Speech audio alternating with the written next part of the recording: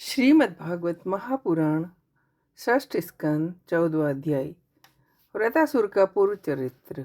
राजा परीक्षित ने कहा, भगवान, व्रतासुर का स्वभाव तो बड़ा रजोगुणी तमोगुणी था।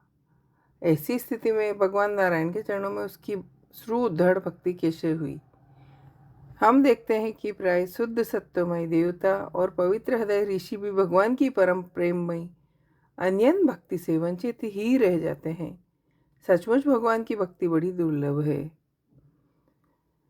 महामुनि, करोड़ों सिद्ध एवं मुक्त पुरुषों में भी वैसा सांचित महापुरुष का मिलना तो बहुत कठिन है जो एकमात्र भगवान का ही परायण हो। ऐसी अवस्था में वह वक्रसुर जो सब लोगों को सताता था और बड़ा पापी था, उस भयंकर युद्ध के अवसर पर भी भगवान श्री कृष्ण में अपनी वृत्तियों को इस प्रकार दृढ़ता से लगा सका, इसका क्या कारण है?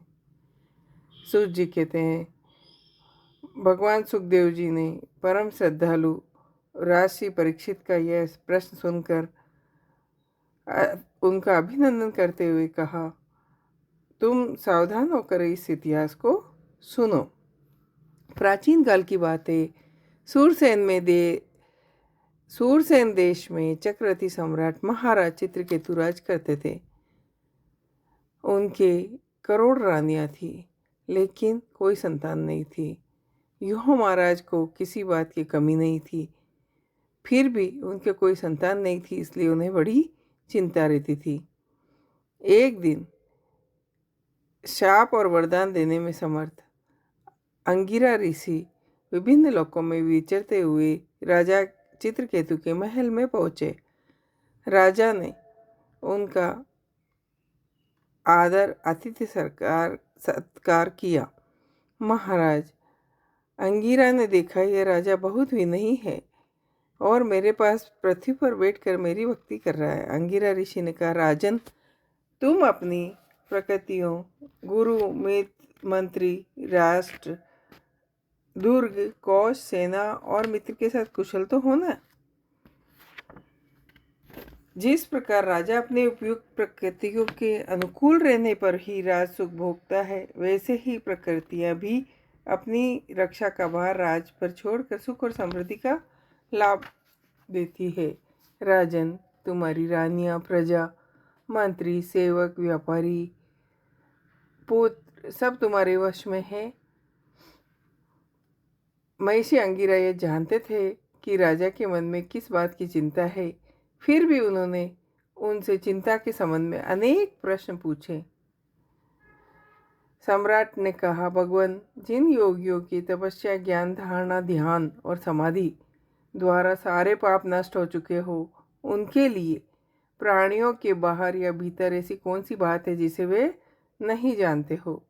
ऐसा होने पर भी आप सब कुछ जानकर मुझसे मेरे मन की चिंता पूछ रहे हैं, तब मैं आपकी आज्ञा और प्रेरणा से निवेदन करता हूँ।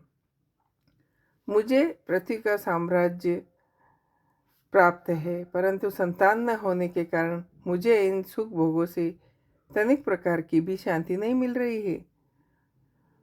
महाभाग्यवान महेश, मैं तो दुखी ही हूँ। पिंडदान न मिलने की आशंका से मेरे पितर भी दुखी हो रहे हैं। अब आप हमें संतान दान करके परलोक में प्राप्त होने वाले नरक से उबारिए। ऐसी व्यवस्था कीजिए, मैं लोक परलोक के सब दुखों से छुटकारा पा लूँ। सुखदेव जी कहते हैं, परीक्षित, जब राजा चित्रकेतु ने इस प्रकार प्रार्थना की, तब सर्वसमर्थ एवं परम कृपालु ब्रह्मपुत्र भगवान अंगिरा ने त्वष्टा देवता के योग्य चरु निर्माण करके उसका यजन किया। राजा चित्रकेतु की रानियों में सबसे बड़ी महारानी कृतधुति थी। महिषी अंगिरा ने उन्हीं को यज्ञ का अवशेष प्रसाद दिया और राजा चित्रकेतु से कहा, राजन, तुम्हारी पत्नी के गर्भ से एक पुत्र होगा जो तुम्हें हर्ष और शोक दोनों देगा। यह कहकर अंगिरा ऋषि चले गए। उस यज्ञ अवशेष प्रसाद खाने से महारानी कृतधुति ने महाराज चित्रकेतु के द्वारा गर्भ धारण किया। जैसे कृतिका ने अपने गर्भ में अग्नि कुमार को धारण किया, राजन, सूरसेन देश के राजा चित्रकेतु के तेज से शुक्ल पक्ष के चंद्रमा के समान दिनों दिन बढ़ने लगा।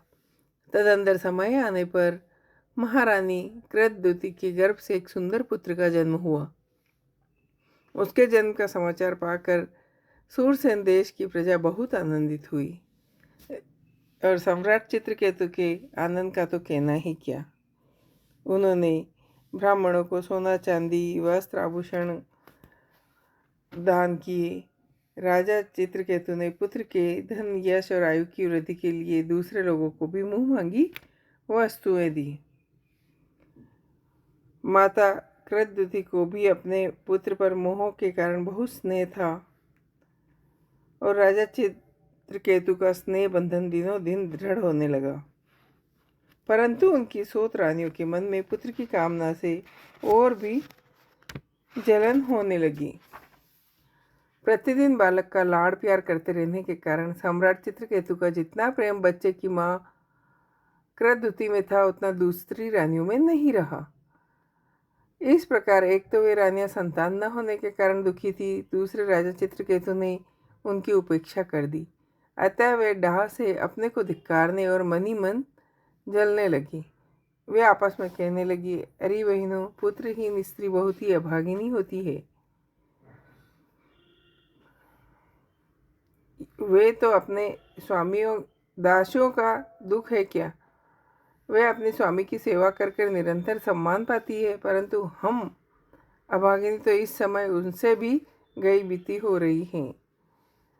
परीक्षित, इस प्रकार वे रानियां अपनी सौत की गोद भरी देख जलती रहती थी। राजा भी उनकी ओर से उदासीन हो गए थे। फलतः उनके मन में कृतद्युति के प्रति बहुत अधिक द्वेष हो गया। द्वेष के कारण रानियों की बुद्धि मारी गई, उनके चित्त में क्रूरता छा गई। उन्हें अपने पति चित्रकेतु का पुत्र स्नेह सहन नहीं हुआ, इसलिए उन्होंने चिढ़कर नन्हे से राजकुमार को विष दे दिया। महारानी कृतद्युति को सोत की इस घोर करतूत का कुछ भी पता न था। उन्होंने दूर से देखकर समझ लिया कि बच्चा सो रहा है, इसलिए वे महल में इधर उधर डोलती रही। बुद्धिमती रानी ने देखा बच्चा बहुत देर से सो रहा है, तो धाई से कहा, कल्याणी, मेरे लाल को ले आ। धाई ने सोते हुए पुत्र के पास देखा तो उसके नेत्रों की पुतलियां उलट गई हैं। प्राण, इंद्रियां और जीव आत्मा ने उसके शरीर से विदा ले ली। यह देखते ही दाई धरती पर गिर पड़ी और रोने लगी।